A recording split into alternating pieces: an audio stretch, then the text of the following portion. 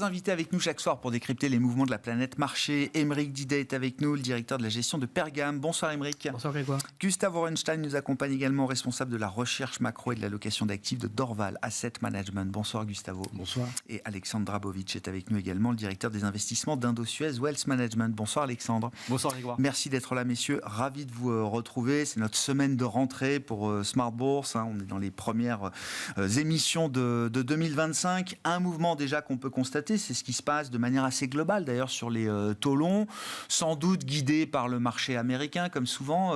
Alexandre, alors c'est vrai que les taux longs n'ont cessé de se réapprécier en tendance depuis la première baisse de taux de la Fed en septembre dernier.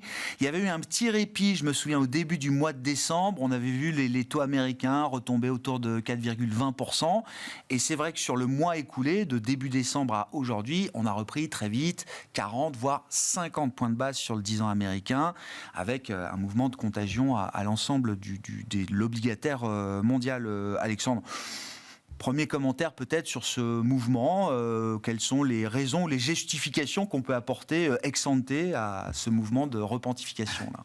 Ex ante, c'est toujours facile à trouver finalement, mais moi j'aime bien le parallèle finalement à la première présidente de Trump, où on retrouve exactement le même chemin. C'est-à-dire qu'en 2016, il y avait une remontée de 100 points de base à des taux américains. Donc finalement, quand vous superposez ces deux événements à quelques semaines près, c'est la même amplitude. Je pense que je l'avais d'ailleurs mentionné précédemment. Elle s'est fait effectivement en deux mouvements. Il y a un premier 50 BP qui s'est fait reconstitution de prime. Peut-être que les taux étaient arrivés un peu trop bas, avec une économie américaine qui finalement... on partait de 3,60, c'est ça, en septembre. 3,70. Après, il y a eu ces petites pauses avec la nomination de Scott Bessent. Puisque là, on disait, finalement, si Trump a choisi Bessent, c'est qu'il a en tête qu'il faut quand même être précautionneux.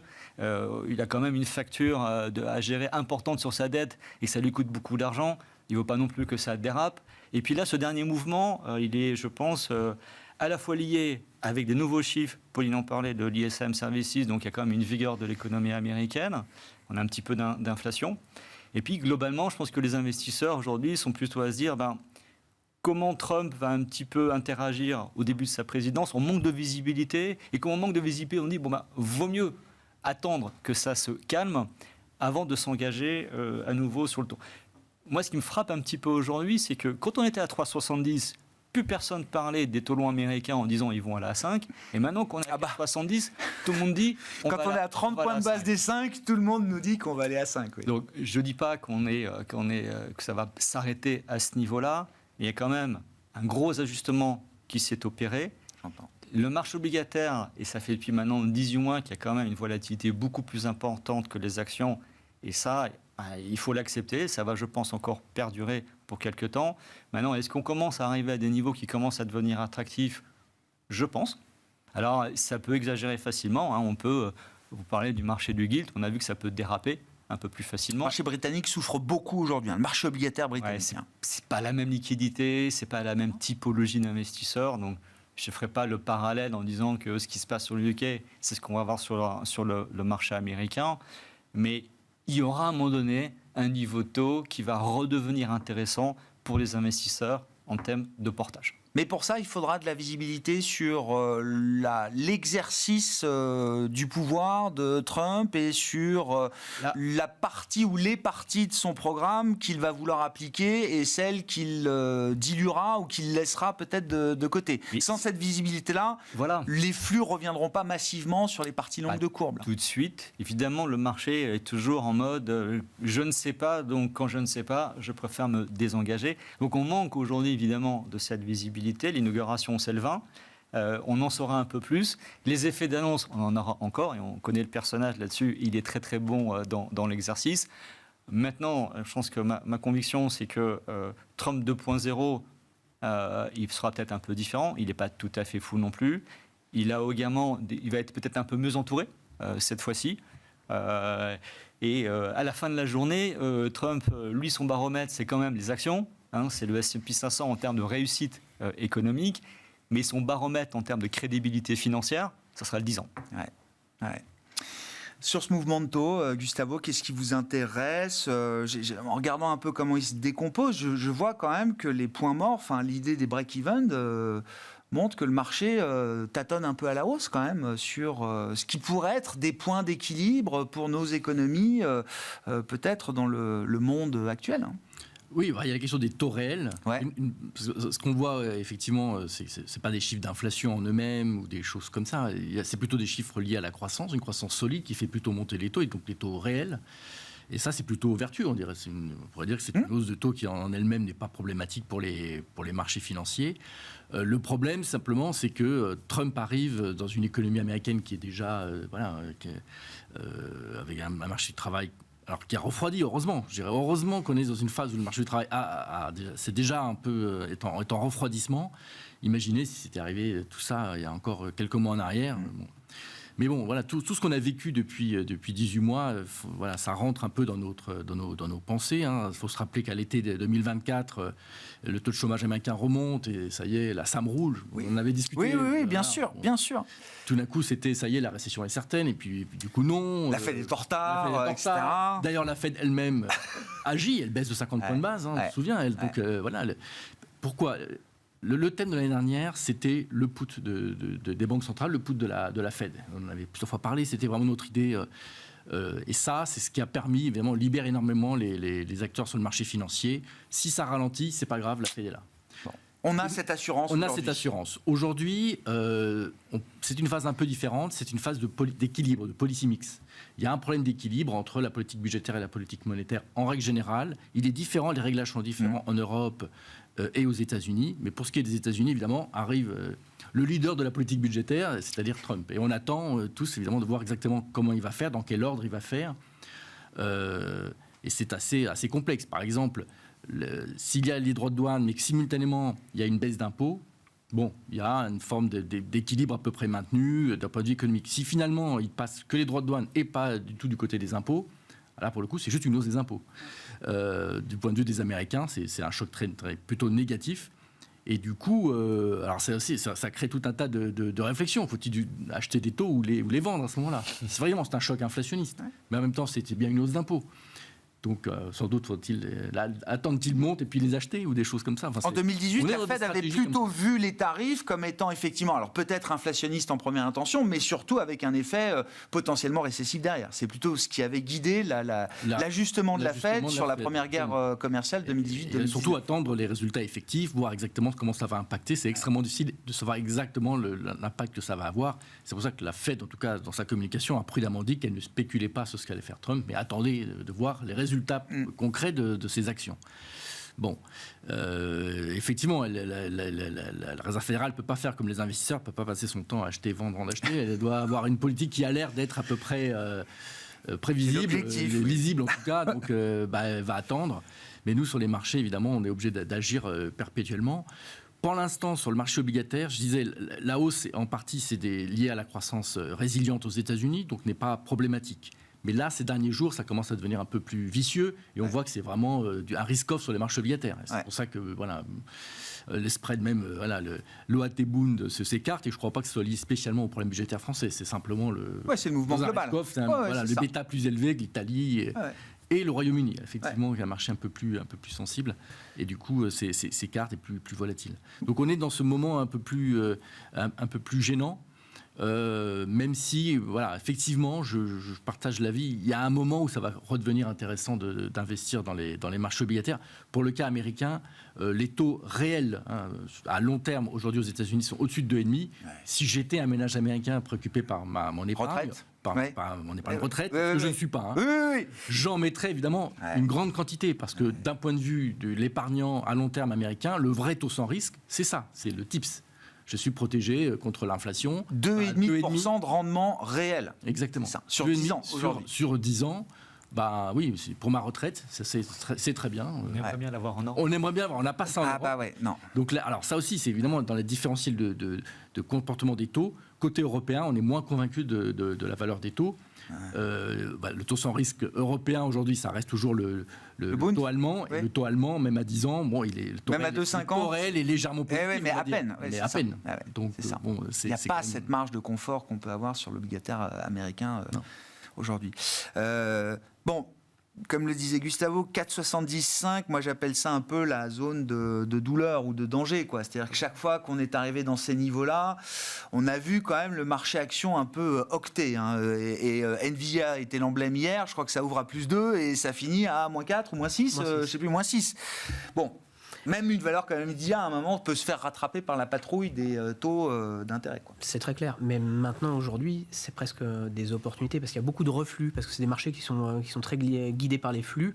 Et il y a beaucoup de sorties du marché obligataire qui expliquent ces hausses de taux assez nettes. Il y a beaucoup d'offres aussi. Hein. Début d'année, là, le Trésor émet 119 milliards, je crois, américains, les corporates émettent.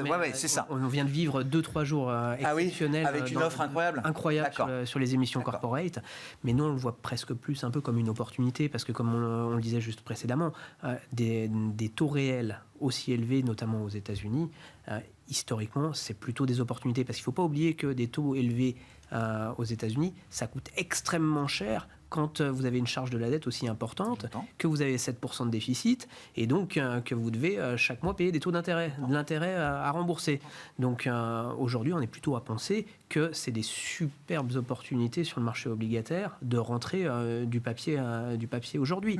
Parce que, in fine, les taux vont quand même, je ne pense pas, en tout cas, ce n'est pas notre scénario, exploser beaucoup plus loin à la hausse. Donc, on restera en terrain connu. 5% autour, comme on le disait, effectivement, plus on se rapproche des 5%, plus on voit tout le monde nous dire qu'on va à 5%. Oui, mais même aujourd'hui, à 4,70, ça reste intéressant, parce que pour nous, en tout cas, selon notre scénario, ça va se stabiliser, voire rebaisser. Parce qu'encore une fois, le marché américain ne peut pas non plus supporter une hausse perpétuelle et beaucoup plus élevée que ça des taux d'intérêt, et auquel cas, il se mettrait à risque. Donc là, on devrait avoir une intervention beaucoup plus forte de la part des institutions et donc des banques centrales et de la réserve. Donc c'est pour ça qu'aujourd'hui, on est plutôt à favoriser l'opportunité qu'on a de rentrer du papier obligataire quand on a évidemment des marchés qui baissent autant sur le marché obligataire, que ça soit aux États-Unis, mais on regarde aussi en Europe, parce que in fine, les taux européens, c'est vrai que les spreads de crédit sont au plus bas. On n'a pas de stress dans le marché du crédit aujourd'hui, du marché des obligations d'entreprise. Mais si on commence à avoir du stress, on va avoir des taux qui baissent. Donc, au final, ça reste une bonne opportunité quand on a des taux réels élevés de mettre du papier obligataire dans les portefeuilles. Et même aujourd'hui, on a plutôt tendance à rallonger les maturités. Parce qu'on ne sait pas de quoi demain est fait, mais on a plutôt l'impression qu'on va sur une stabilité, voire baisse des taux. Donc on essaie de mettre vraiment à profit le portage obligataire aujourd'hui dans les comptes. Et donc nous, la zone... Quand on fait de l'obligataire, c'est qu'on pense qu'on va mieux faire avec de la dette moyen-long terme que ce qu'on peut faire avec du monétaire. Hein. Tout à fait. D'accord. Donc cette idée-là, elle gagne quand même en vigueur. En vigueur. Et puis on a quand même l'impression que les banques centrales vont avoir tendance à baisser les taux de toute façon et sont inscrits dans cette ligne, y compris pour 2025, que ce soit aux États-Unis ou en Europe. Donc, au final, on se retrouve avec des courbes de taux qui ont de la pontification.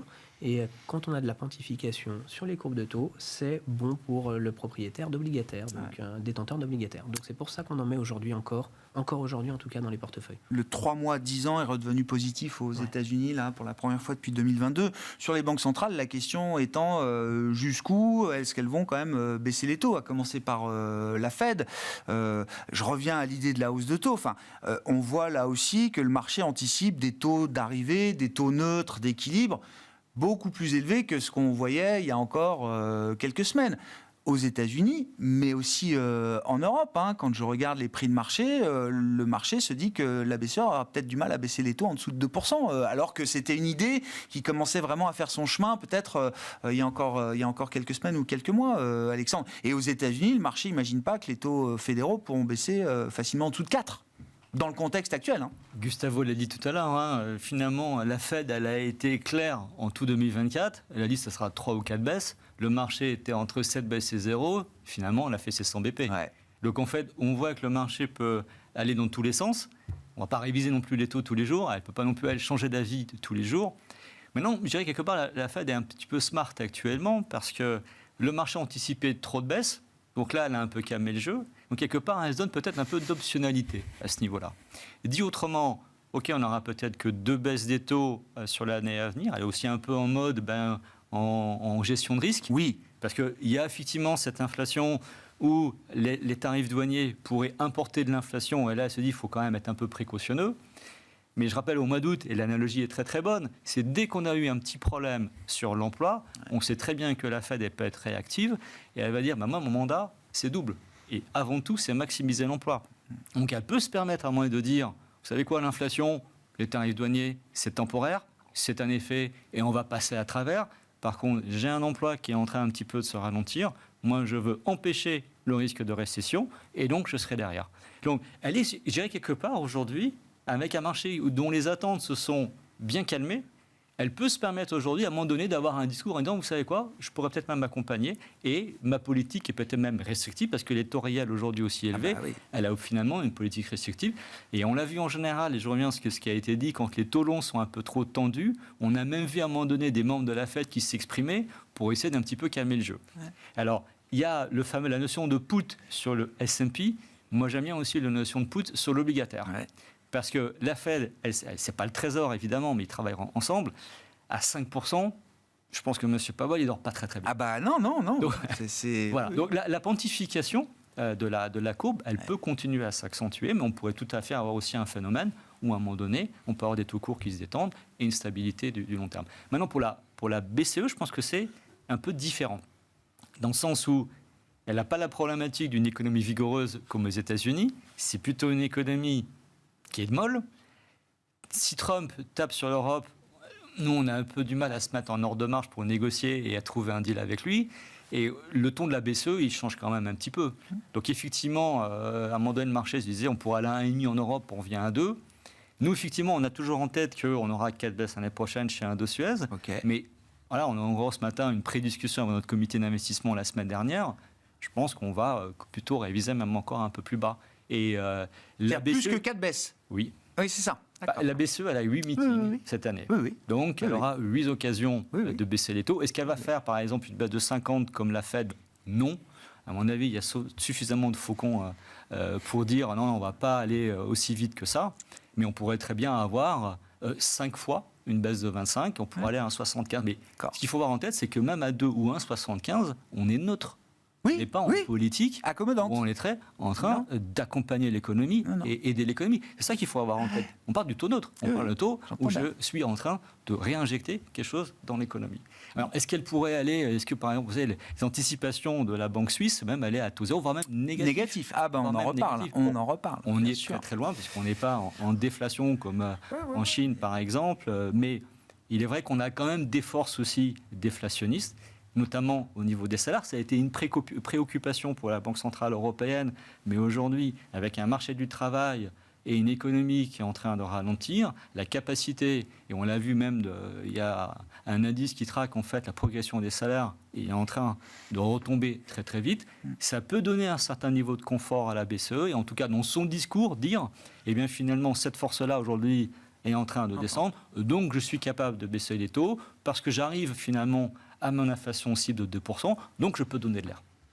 Bon, l'inflation des services reste à 4%. Hein. C'est ce qu'on a vu encore cette semaine. Oui, ça bouge pas beaucoup. Par, on va dire, ce résiduel de pression qui venait des salaires, mais qui est en train de diminuer. Ça va être, comment vous voyez l'année des banques centrales ? Ça va être une année de tâtonnement, là, effectivement. Déjà, la question du taux neutre reste toujours une question très ouverte, hein, de ce point de vue-là. Gustavo ? Oui, justement, je disais l'année 2025 tout à l'heure, hein, c'est l'année du policy mix. Ouais. Et donc ça, c'est 2024. Ah pardon, 24, oui, 24. C'est le policy mix. D'accord. Ça veut dire, le policy mix, les économistes utilisent ça pour rappeler qu'en fait, la politique monétaire ne peut pas être jugée indépendamment de la politique budgétaire. C'est un ensemble. Du coup, où est le taux neutre ? Qu'est-ce que c'est une politique monétaire restrictive ou pas ?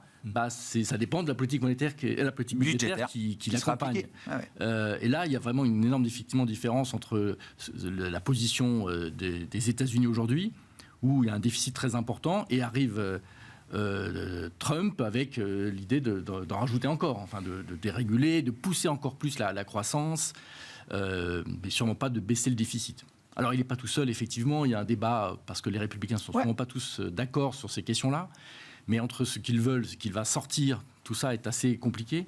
Mais disons, pour l'instant, l'impression que ça laisse, c'est plutôt qu'on continue sur une politique budgétaire quand même très, très expansionniste, un déficit budgétaire qui reste constant. Ce qui fait que la politique monétaire doit être d'autant plus resserrée, ne serait-ce que pour maintenir la forme d'équilibre. En Europe, c'est complètement différent, puisque on a plutôt une politique budgétaire plutôt resserrée qui se resserre, et simplement on espère qu'elle se resserrera moins. Il y a la question de l'Allemagne, et puis il y a la question de la France, de tous les débats actuels budgétaires, où on ne sait plus très bien si le risque, c'est qu'ils en fassent trop ou pas assez. Enfin, disons, d'un point de vue maintenant, c'est conjoncturel... réduire le déficit à moins de 5% cette année, ce serait un danger.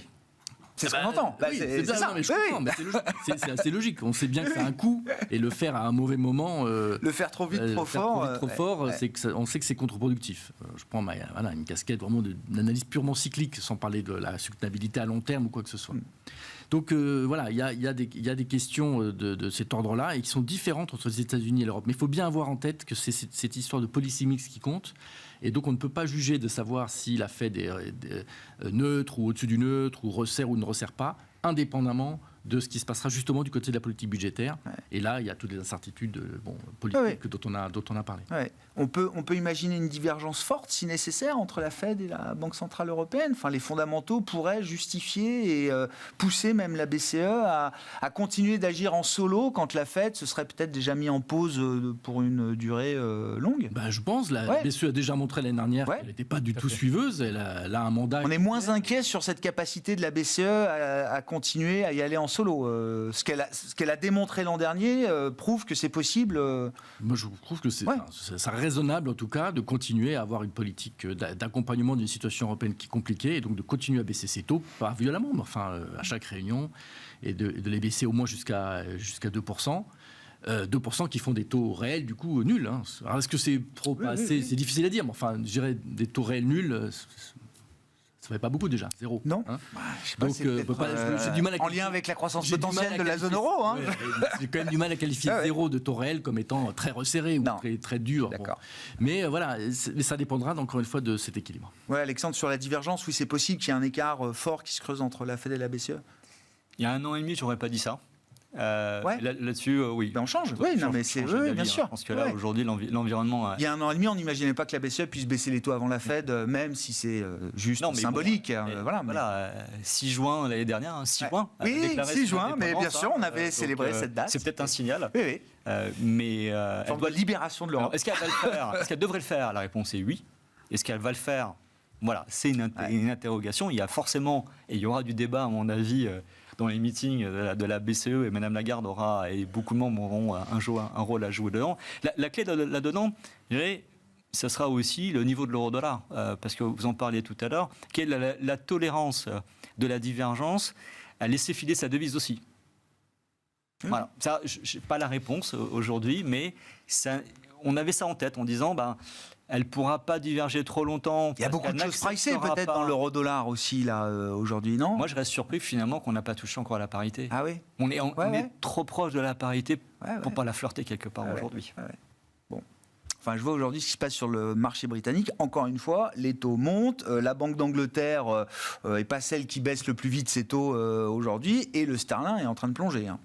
Donc, on peut avoir une réaction sur la devise aussi, là, qui est très négative, en tout cas dans le cas du Royaume-Uni. Comment on investit en actions dans le contexte, là ? Comment on investit sur le marché américain ? Comment on investit sur le marché européen ? Est-ce qu'il faut être investi sur les deux ? Et de quelle manière aujourd'hui, Aymeric ? C'est super compliqué.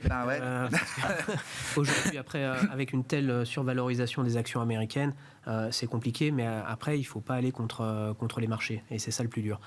Parce qu'aujourd'hui, malheureusement, le marché, il est guidé par des flux. Les flux vont tous dans le même sens. C'est valeurs de croissance US. Et malheureusement, pour le moment, ils ne vont pas en faveur de l'Europe et des valeurs, grandes valeurs sous-valorisées et faiblement valorisées. On se paye 28 fois les bénéfices sur le S&P, 14 fois en Europe. On n'a jamais eu des divergences depuis aussi longtemps, aussi importantes entre les deux grandes zones géographiques. Mais in fine, il faut bien voir qu'il faut rester pragmatique et ouvert à ce qui est en train de se passer. On a un nouveau président américain qui est pro-croissance, qui nous a habitués à favoriser les marchés actions dans le passé. On a quand même l'impression qu'il va continuer dans ce sens-là. À mon avis, ça ne sera pas dans la même forme, pas dans les mêmes attitudes. On risque d'être surpris par certaines choses. Mais quand ça a commencé. Quand on voit aujourd'hui les entreprises américaines, Meta, qui commencent à changer sa politique pour se mettre aux normes de ce que demandent les autres, il faut être très, très clair. Tout le monde a envie de participer à l'histoire de la croissance voulue par Donald Trump.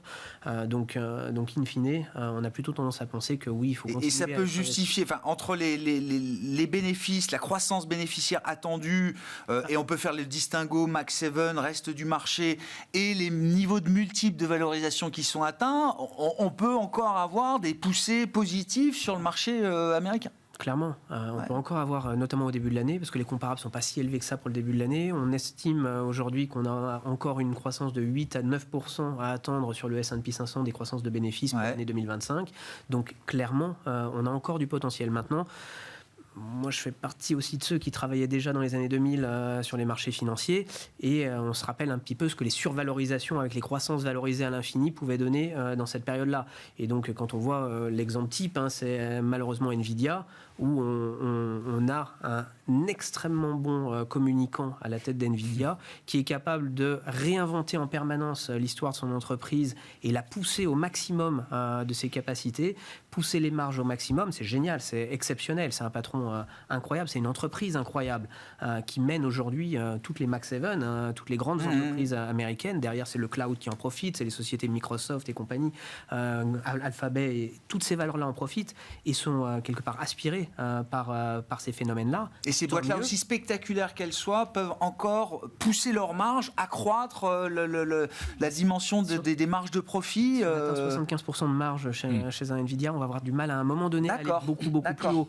Donc c'est pour ça que je parle de survalorisation à un moment donné. C'est pour ça que nous, dans notre scénario, nous on pense qu'au début de l'année, oui, on peut encore avoir cette espèce de Trump trade qui constitue la base de l'investissement sur les valeurs de croissance américaine, qui justifie ces positions-là, mais on n'exclut pas qu'à un moment de l'année assez proche, c'est-à-dire fin de premier trimestre ou deuxième trimestre, on est quand même à un moment donné un vrai rappel à l'ordre sur les marchés, notamment américains, qui viennent dire non mais les gars, vous êtes allés un peu trop loin sur les valorisations, les taux sont en plus assez élevés, il faut à un moment donné respirer et on ne serait pas étonné qu'il y ait une vraie baisse des marchés actions aux États-Unis. Et ce serait bon pour l'Europe ou pas alors ? Malheureusement, on baisserait aussi en Europe, peut-être dans des proportions un peu moindres, parce que vous regardez toutes les grandes et belles valeurs. Je prends des exemples, mais à la volée, Schneider, SAP. Alors, SAP, Schneider, c'est des valeurs de croissance. Donc, elles baisseraient quand même assez nettement. Mais les vraies valeurs défensives européennes baisseraient, mais dans des moindres proportions, et retrouveraient sûrement de l'attrait auprès des investisseurs, parce qu'elles ont été balayées par les investisseurs toute l'année 2024. Donc aujourd'hui, on a quand même un sentiment que oui, on peut participer encore un peu à la fête avec ces valeurs de croissance, parce qu'il y a du fondamental, il y a de la croissance, il y a des perspectives de croissance bénéficiaire, ça, il n'y a pas de sujet, mais à un moment donné... il y aura un moment de rendez-vous, quoi. On ne sait pas d'où va venir l'étincelle, mais on sait qu'elle va venir. Oui. Et pour le coup, on est assez persuadé avec Trump, le risque d'étincelle est toujours présent. Oui, ça c'est sûr. Et l'usage de X feu Twitter. Oui, et puis c'est Trump plus Musk maintenant. C'est ça qui diffère aussi du premier mandat de Trump, c'est que maintenant ils sont deux à mettre des coups de boutoir un peu partout. Sur le marché américain, comment on aborde l'investissement action sur le marché américain aujourd'hui, Alexandre, et quelle chance pour l'Europe de voir peut-être une partie de la décote de valorisation se réduire, et comment on a envie d'aborder le marché américain, par quel bout? En fait, la problématique aujourd'hui pour beaucoup d'investisseurs, c'est le niveau de concentration de l'indice américain. Je donne quelques chiffres. Les 10 capitalisations boursières américaines, c'est 37% du S&P 500. Ouais. Pour remplir les 50% de l'indice, aujourd'hui, vous n'avez besoin que de 26 sociétés. D'accord.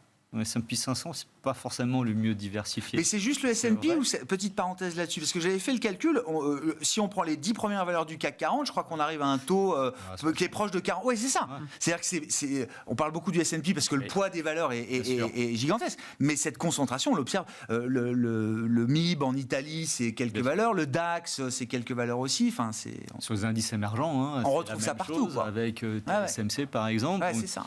Et il y a, je trouve un petit peu peut-être une confusion entre concentration de marché et dominance. Parce que des Nvidia, il n'y en a pas qu'un sur la planète. Il n'y en a qu'un seul. Donc en fait, il y a des moyens évidemment de diversifier ce risque, c'est risque de valorisation pour déconcentrer les indices qu'on appelle les indices smart. Donc ils ne vont pas pondérer par la capitalisation, vous pouvez le faire de manière équipondérée, vous le faire pondérer par les risques. Tout ça, c'est plutôt sur une approche de risque. Maintenant, nous, en tant qu'investisseurs, est-ce qu'on veut délaisser cette partie de la cote où il y a une énorme croissance, il y a des marges, il y a des flux, et il y a des CEO emblématiques? Je trouve que c'est compliqué. Les Max 7, on attend 20% de croissance bénéficiaire cette année. 18, hein, mais 18, bon, c'est 50% de plus que le reste de la cote. Donc finalement, c'est ça, c'est plus que le reste de la cote encore. La croissance des profits là, mais pour autant, il y a quand même une diffusion un petit peu de cette croissance des profits au reste de la cote. En 2023, toute la performance, c'était les Max 7. L'année dernière, c'était la moitié. Donc, il y a un rééquilibrage. Et nous pensons, par exemple, dans notre gestion de portefeuille chez Indosuez, on a plutôt tendance à dire on garde quand même du S&P et du Max 7, donc les 7 fantastiques, et on plutôt que de faire de l'écoute pondérée, on peut faire rajouter, par exemple, des small caps.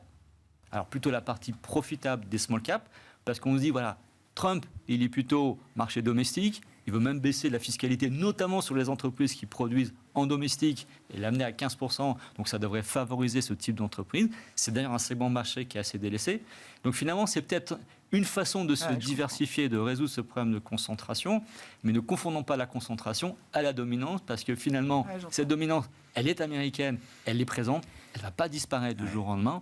Et si vous en privez, vous privez potentiellement de belle croissance et donc de belles performances. Gustavo, comment vous abordez l'investissement action sur le marché américain, sur le marché européen? Et c'est vrai que 2024 n'est pas que l'histoire des Max 7. Il y a des financières, des valeurs d'énergie, des valeurs industrielles aux États-Unis qui ont affiché au sein du S&P d'excellentes performances également. Oui, et mieux que la tech parfois pour certaines. Et même en Europe.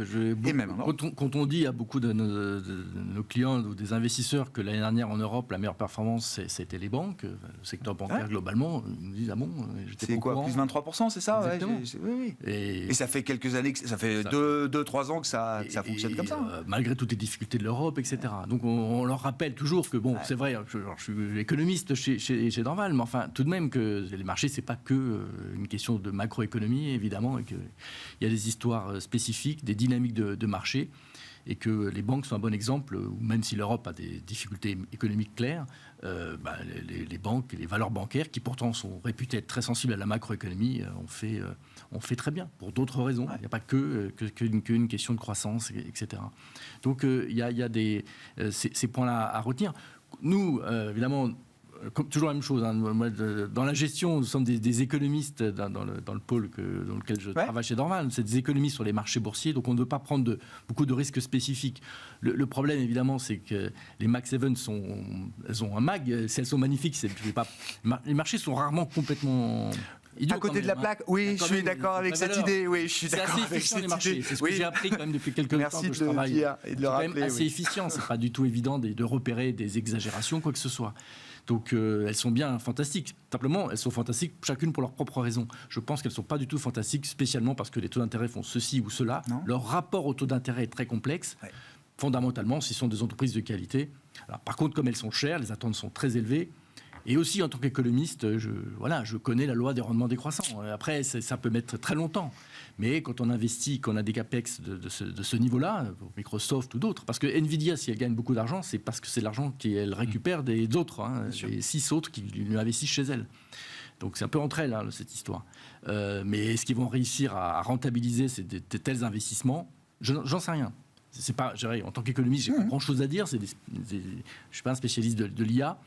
Mais disons que mon expérience générale me fait dire que c'est pas évident que ça sera aussi rentable qu'il imagine. Donc, il peut y avoir une phase de déception par rapport à cette idée-là. Des phases difficiles, etc. Quand on est effectivement, et ça a été rappelé, quand on est aussi concentré, le risque c'est qu'on a l'impression d'avoir un portefeuille diversifié, mais il n'est pas tant que ça. Il est très concentré sur un thème très, très spécifique qui est fantastique, mais du coup plus risqué. Et donc, on préfère quand même être très diversifié.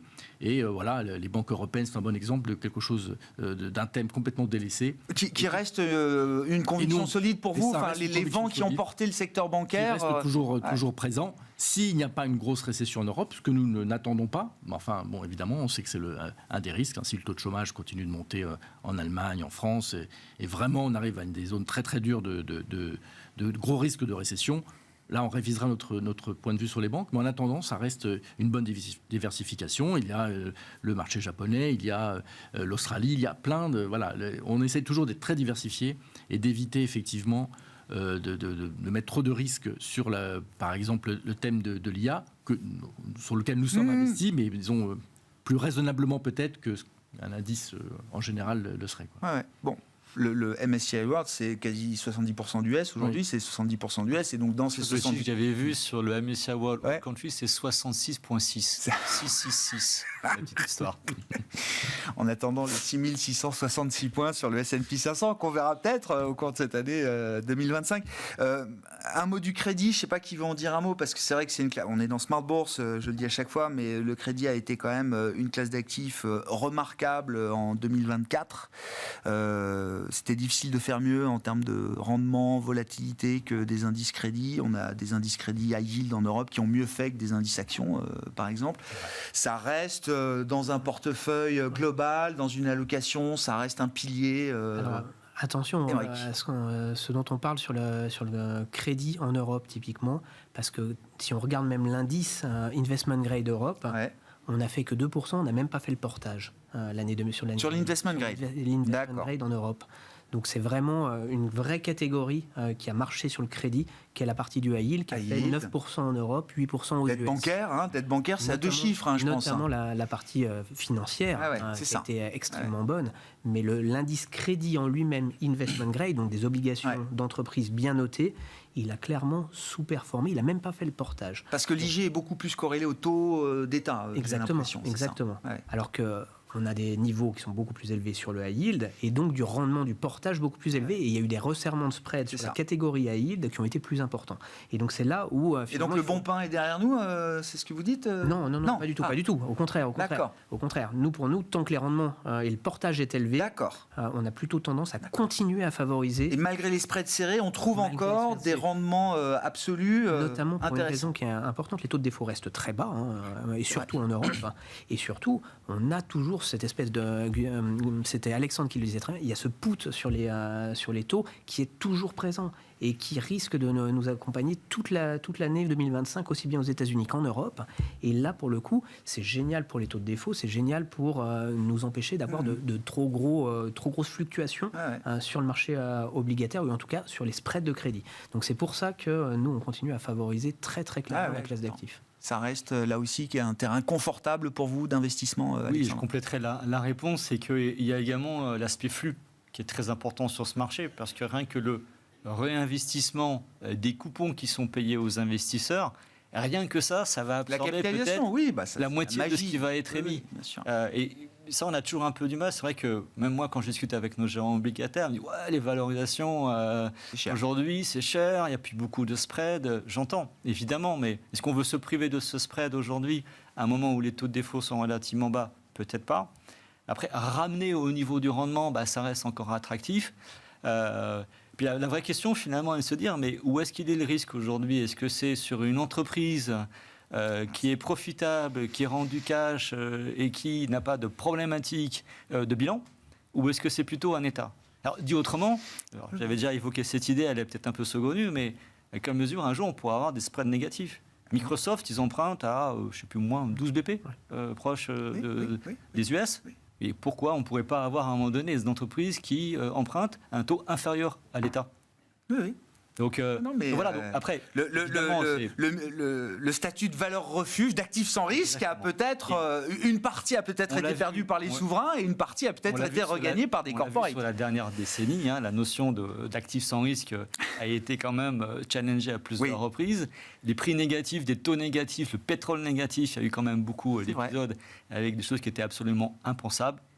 On a des swap spreads négatifs, c'est ça aujourd'hui, qui montrent une petite défiance peut-être sur les signatures des États. Complètement. Gustavo, sur la partie crédit, est-ce que c'est comment vous regardez cette classe d'actifs alors aujourd'hui, on n'investit pas dans le crédit, on fait uniquement des actions et des fonds d'allocation internationale. C'est ça que vous pilotez chez Dorval. Voilà, absolument. Donc on fait des actions d'un côté et de l'autre côté du monétaire. Du monétaire. Alors monétaire dans le sens c'est des TCN, c'est bien du crédit quelque part. Mais enfin bon, je dirais que c'est pas on prend pas beaucoup de risques là-dessus. Oui, mais la raison, d'abord c'est parce qu'on a des actions et mélanger des actions et du crédit. Par exemple, si je mélangeais des actions et du high yield, je suis en train d'empiler des risques qui vont bien sûr se corréler au pire moment. Évidemment, le high yield, c'est une classe d'actifs très intéressante, mais forcément, si les entreprises sont dans le high yield, c'est pour une raison. Le marché, encore une fois, les investisseurs ne sont pas complètement absurdes, donc s'ils font payer des rendements plus importants, c'est bien que ce sont des entreprises beaucoup plus fragiles. Et c'est vrai qu'on préfère quand même quelque part être actionnaire d'entreprises de multinationales, des grandes entreprises de grande qualité, plutôt qu'être créancier d'entreprises qui, si elles payent des taux d'intérêt élevés, certes sur des spreads faibles, ce qui veut dire que leur risque perçu est peut-être faible, mais enfin pour elles c'est quand même une charge aussi importante. Donc c'est vrai que c'est pas la classe d'actifs sur laquelle aujourd'hui on irait investir.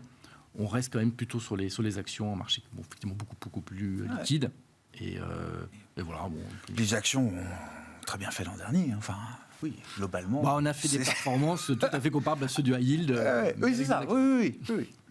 Bon, merci beaucoup, messieurs. Merci pour votre éclairage, vos réflexions de début d'année sur ces perspectives de marché, ces perspectives économiques et ces solutions en matière d'investissement. Gustavo Orenstein, responsable de la recherche et de l'allocation d'actifs de Dorval Asset Management, Aymeric Didet, directeur de la gestion de Pergame, et Alexandre Drabovic, directeur des investissements d'Indosuez Wealth Management, étaient les invités de Planète Marché.